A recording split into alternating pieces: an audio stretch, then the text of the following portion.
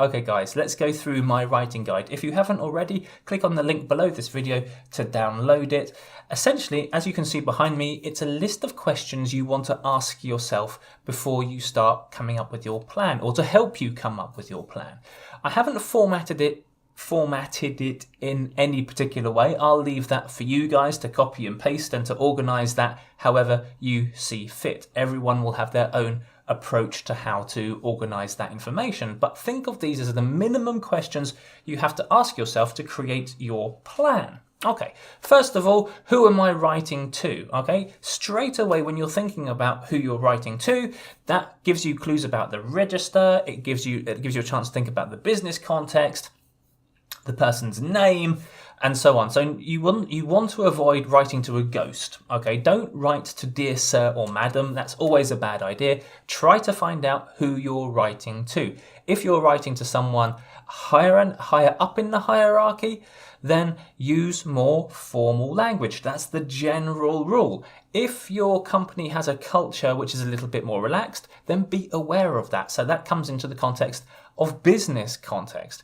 If you're writing B2B, business to business, or B2C, business to client, think about that business context. What's the relationship like? How should the language you use reflect that? So put that at the top of your plan. I'm writing to Jim or Mr. Brown, register, informal or formal. So that's the first question. The second question, as I said earlier on, what is my message, or what are my messages? Think about what you want to say. Okay, really put your thinking caps on and boil down all of those thoughts into clear, simple messages. And part of doing that is working out what your strong verbs are. Once again, referring back to lessons 3 and 4 about nominalizations, we want to avoid nouns acting as verbs. So what are my strong verbs? Is it meet? Is it decide? Is it plan? Is it to project? Is it to organize? Is it to whatever it might be? Write that. If you can't think of your main messages that easily, then start off thinking about your strong verbs. When you're thinking about your strong verbs, this leads you into thinking about sentence structure, keeping it simple, 1 point per sentence. And if we can, use the active voice, because it's the best and clearest form of communication. If you haven't, have a look at my lessons on the passive and understand where the passive has its place in business communication. I don't want you to avoid the passive. I want you to not overuse the passive. And there's a difference there. The passive is a very important language structure. It has its place in your communication. But the place it doesn't have is the main form of communication. Okay, so try to prefer the active voice if you can. Think about how many points you want to make, and then stick to the most important. You might want to include everything, and I understand that, particularly if you've started a new job, you're at the bottom of the hierarchy and you want to show your bosses that you're thinking of everything. Okay, I get that context. That's a good business context, but just think about what's really important and what's not so important.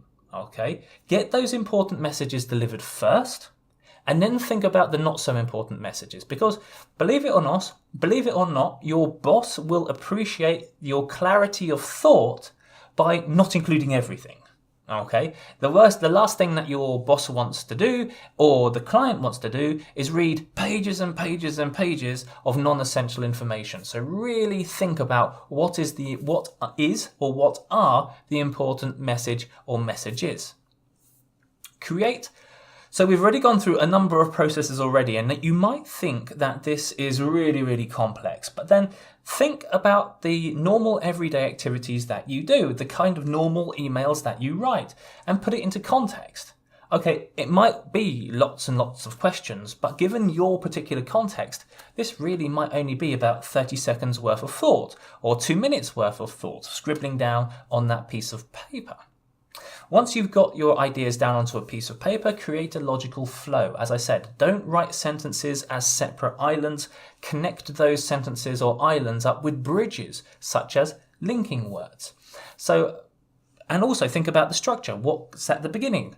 What's at the middle? What's at the end? And I say here, the beginning, why am I writing? You might see on the internet or on other guides people state why they are writing in the first place. So I am writing because. It's always a good way to start an email or a letter to someone. Let the reader know why you are taking up their time. Then think about what you need to include in the middle and create that hierarchy. The most important things go first, less important, and so on. That also helps you work out what's not essential.